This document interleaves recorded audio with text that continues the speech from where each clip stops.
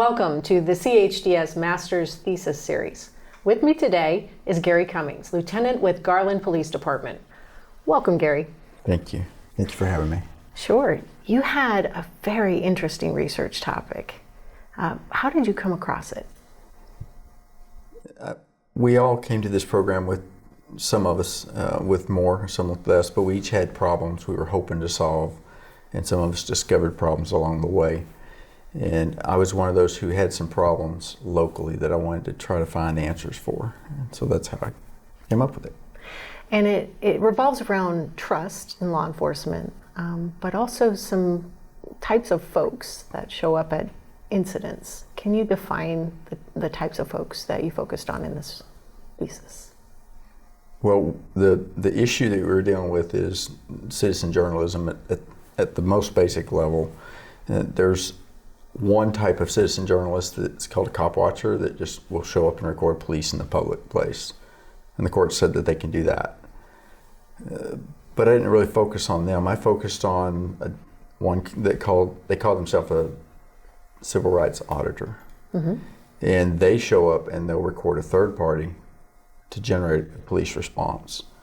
And that leads to their desired, in most cases, police-citizen conflict for their YouTube videos and other social media. And so your research focused on what question?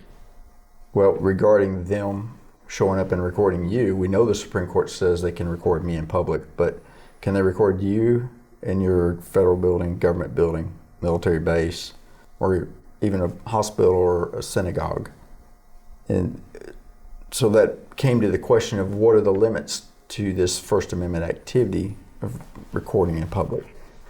That's a big topic. It is a big topic. And so what type of methodology did you use in your research? Well, the first thing I did is like most research, is I kind of reviewed what is the existing literature, what is the case law, what have scholars written about this. And in doing so, what I found was that the courts have not, at the appellate or Supreme Court level, looked at this issue specifically. They've looked at the cop watcher, but we knew that. But they haven't looked at this specific scenario. Meaning they haven't come down They haven't answered the question of to what degree can they record you when it's interfering with your security or your business function or so forth. At least not on an auditor case. Mm-hmm. And then when I looked at the scholarly research, I really found two types. Some of it simply echoed what the courts had said, and we knew. Some of it championed the cop watcher for recording police and the change that would have on law enforcement and the accountability that brought to law enforcement from their perspective. Right. So how would you move forward? Because it is quite contentious. It does have a lot to do with trust in law enforcement. What surprised you about what you found in that research? Well, like I said, I didn't really find anything specific to the auditors. Mm-hmm. And if you don't mind, I'll tell you a little about my research, how I got to the decision. But mm-hmm. before I could answer what we can restrict, I needed to know what's been done, or what are they doing? Mm-hmm. What are the tactics that we would even want to restrict? And so I looked at 59 auditors through several stages of analysis and documented the common tactics and the common locations, or I called them targets, that they found important enough to use or visit. Mm-hmm. And what I found was there were common trends around the nation in the methods that they use. And what I identified as bait and traps. Bait would be, if you were a government official, what they did to get you concerned enough to call the police. That may be recording your cameras, your security gates, your military institution, or your personal vehicles, to where you're saying, I'm calling the police. You've been trained to do that since 9/11. Right. You see something, you say something. Mm-hmm. Well, when you see something and say something, I found that the officers responding just have not been well trained in what they can and can't do. So looking at the 10 locations that identified in this, I found that over 50% are government buildings. And then I went back and did a legal analysis of this. And that's where I realized, and you asked me what the surprise was, I'm getting back to that. Mm-hmm. The surprise was that there is a Supreme Court framework for dealing with this. It's called public forum doctrine.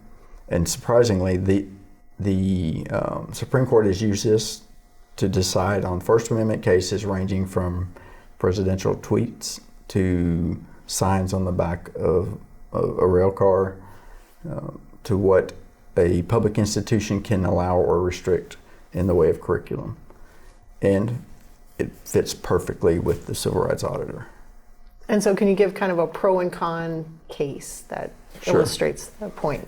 To illustrate that, basically a government facility is what we're talking about here. So government buildings or government property is the way the court refers to it, is either a public place, that is a place we have set aside for free and open discourse, the exchange of ideas, the marketplace of ideas. Right. And then there are places that's not their function. Your function is, if you're DMV, it's to process paperwork and get people's information. The courts have said that's not a public forum. Now, police, government officials, I believe, and even the auditors have confused public forum and public place, where they can't be publicly intoxicated at the DMV. Mm-hmm. There are restrictions that can be imposed upon them, because most of the people who come there are like at hospitals and like at the police station. They're not there of their own volition. They're there to either report something or account for something, and they don't really want to be recorded. But if you're trying to give your personal information to the person at the counter and someone's recording, that inhibits that business function. Mm-hmm. So what the courts have said is, if that activity is incompatible and you're in a non-public place, you can restrict that activity as long as it's reasonable. And that is what public forum doctrine is. It's just determining what is the forum where this activity is taking place, what is the level of compatibility with our business. And at the very bottom, you cannot restrict it simply because you don't like what they're saying. And I think that's where we tend to not realize there's a problem till the one auditor shows up who's the most caustic, and then we want to impose these restrictions. Well, it's because we just realized this doesn't work. But it's not what they're saying, it's the manner in which they're behaving and the things that they're doing that disrupts the business. But that has to be thought through, and obviously there's legal differences in every single state that have to be explored to make sure you're not, violating other restrictions. Well, I would say the average citizen doesn't know the difference between a public place and a public forum, right? So that's a matter of educating all of us. Yes, that's true. And I found that it's not just the citizens, and some of the literature that we put out, we being the government, if I'm putting mm-hmm. myself in that category. Whole government. Yeah. From the federal government down, conflate the concept of public place and public forum. And when they do that, they create problems for us. There are policies that have been written by the IACP mm-hmm. and by DHS through DOJ, helping Baltimore Police Department, for example, write their policy. They deal with First Amendment activities and police response to that, but they're only looking at what a protester or someone in public, a cop watcher, would do. So they're really only looking at where police would be imposing these restrictions. But if it's your building and you've set the restrictions, then we're not imposing them, we're enforcing them. So there's a whole separate thing that's not mentioned in these policies. And to prepare for police better and reduce citizen police conflict, our policies need to include the whole gamut of what can be done and be thought out before the incident and not in the middle of something that's rapidly developing. Well, I think that's the beauty of your thesis. So you're creating definitions and you're helping discern between what is a public place and what is a public forum. And I think that's hugely helpful to law enforcement, to the citizens, to all the audiences there. So tell us what your recommendations included in addition to that. So one of my recommendations was that we take the foundation that's already been built by IACP and DHS in Baltimore. They've considered a lot, and they've put a lot of thought into their policies. They weren't thinking about the auditor. So we need to, first I want everyone to be aware of this potential conflict, and then go back to your policy and say, well, how can we have better policies that create better responses, that protect citizens' rights and First Amendment and constitutional rights and civil liberties, but also allow for normal business function and don't allow for someone to weaponize the First Amendment as a way to harass officials or create, some type of conflict. And who would you want to read your thesis? What is your audience for this thesis, besides everyone? Oh man, because that was my answer. Definitely police chiefs need to read it. In watching literally hundreds of videos, and I've been monitoring auditors for several years, but for the thesis I watched way more. And what I found was we do a bad job of responding. In many cases, when they ask for ID, the police ask for ID, we don't have the legal right to do so with the expectation that they give it. We can ask all day long. We can't make them, in most cases, provide ID without some type of other legal circumstances in place.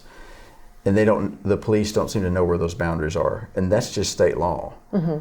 When you get into the public forum, they're completely blind or lost to the issue. And so I would say that definitely police chiefs, but we need some policymakers to understand the implications of what they're creating, because they're not aware of this, I don't think. And certainly DHS doesn't seem to be in the literature that I've seen. If I'm telling you see something, say something, and then I put on a infograph that taking pictures is a possible sign of terrorism, and you as a citizen call the police because there's someone taking photographs, and police have been trained that that's a sign of terrorism, they're going in with an assumption. We've set them up for failure. We need to make sure that they understand that it can also be a normal activity, but we don't want police to disengage completely because it could be terrorism. In Garland, we had our own event, and there were cameras and a person taking pictures right before that event. Now, asking the guy the question, we don't know what would have happened from that. But the point is, the bad guys take pictures too. Right. And police can't completely disengage, but they have to be able to engage intelligently and with understanding and respect for civil liberties. And I think the beauty, again, of your thesis is to draw attention to this, because you could, in our country today, we have such a black and white society, everything's right or wrong. There's so much in between. And unfortunately, police have to be aware and ready for anything on that spectrum, from it's absolutely nothing to it's a full-blown terrorist incident, and in split seconds. And I think that's having written something that's well thought, well researched, and has recommendations that we can actually act on, will empower the police to do their jobs so much better. So you came up with a model and a framework. Can you talk about that? Yes. And when you say I came up with it, I found it. The court came up with it over several years. You're illustrating. And so what I did is I tried to apply it to the 10 locations that I had identified as common targets for auditors. Initially looking at what are the current laws, what are the issues that have already been addressed specific to a military base, for example. And I found that there was one of the examples was a man was arrested for criminal trespass on a base. The man thought he was in a public place, and therefore he had the right to do whatever he wanted. And the fact that they allowed people on and off the base. But the court found different. They said this is not a public forum. As a matter of fact, just because a base opens a street and allows people to drive through does not convert that to a public forum. So the military commander could impose restrictions on the activities of the people on that property. Well, a lot of the auditors, what I will see is there's a green line outside the base or there's a sidewalk, and they believe as long as they're outside this sidewalk that they're in the right. And the soldiers who are responding don't appear to be properly trained for this encounter any more than the police.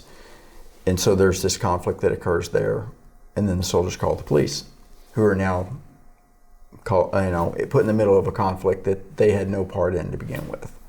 I took this framework and I tried to apply it to each of those 10 locations so that someone who was interested in the auditor but didn't want to read the whole thesis could go to the section relevant to their location and maybe get some ideas for what the court has considered public forum, what it is not, what restrictions could be imposed versus not, and maybe get something useful out of the thesis. Well, your research is certainly timely and very relevant. Thank you so much for your time today. Thank you.